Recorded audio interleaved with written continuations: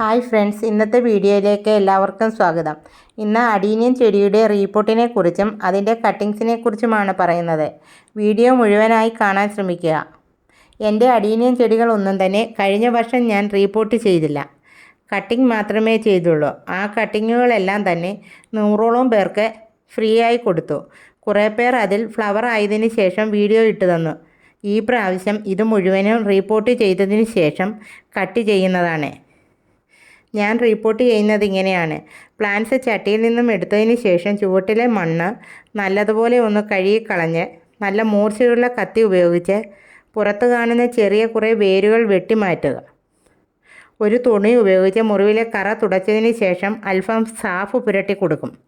അതിനുശേഷം മണലും ചാണകപ്പൊടിയും ചേർത്തിളക്കി ഇതുപോലെ നല്ല ഹോളുള്ള ഒരു പോട്ടിൽ നട്ടു കൊടുക്കുക. ഹോളിൻ്റെ ഭാഗത്തെ ഓടിൻ കഷ്ണം വെച്ചിട്ട് അതിലേക്ക് കുറച്ച് പോട്ടിംഗ് മിശ്രിതം ഇട്ട് കൊടുക്കുക. എന്നിട്ട് അഡീനിയം പ്ലാന്റ് ഇതുപോലെ കോഡക്സ് അല്പം മുകളിൽ വരുന്ന രീതിയിൽ നടുക. എന്നിട്ട് ബാക്കി പോട്ടിംഗ് മിശ്രിതം ഇട്ട് നല്ലതുപോലെ പ്ലാന്റ് ഉറപ്പിച്ച് വെക്കുക.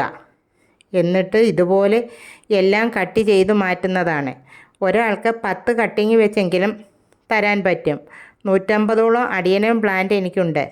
ഇതിൽ ഡബിൾ പെറ്റലും സിംഗിൾ പെറ്റലിൻ്റെയും പല കളറുകളുമുണ്ട്. ഫ്ലവർ ഇല്ലാത്തത് കൊണ്ട് കളറൊന്നും അറിയില്ല. മിക്കതിലും ഇതുപോലെ മുട്ടുകളുണ്ട്. എന്നിരുന്നാലും എല്ലാം ഞാൻ കട്ട് ചെയ്ത് മാറ്റുന്നതാണ്. ഈ കട്ടിങ് ആർക്കെങ്കിലും വേണമെങ്കിൽ കൊറിയർ ചാർജ് മാത്രം തന്നാൽ മതി. പക്ഷേ കളർ സെലക്ഷൻ ഒന്നും തന്നെ ഉണ്ടായിരിക്കുന്നതല്ല. ഏതു കളറായാലും കുഴപ്പമില്ല എന്നുള്ളവർ മാത്രം വാങ്ങിയാൽ മതി. ഇതിൽ ചില കട്ടിങ്ങിന് വലിപ്പം കുറവാണ്. എന്നിരുന്നാലും പെട്ടെന്ന് വേര് വരും. അധികം വെള്ളം ഒഴിക്കാതിരുന്നാൽ മാത്രം മതി. ഈ ആഴ്ചയിൽ തന്നെ എല്ലാം കട്ട് ചെയ്ത് മാറ്റുന്നതാണ്. ആവശ്യമുള്ളവർ സ്ക്രീനിൽ കാണുന്ന നമ്പറിൽ മെസ്സേജ് ചെയ്യുക. ഇന്നത്തെ വീഡിയോ ഇഷ്ടപ്പെട്ടാൽ ലൈക്കും ഷെയറും സബ്സ്ക്രൈബും ചെയ്യാൻ മറക്കരുത്.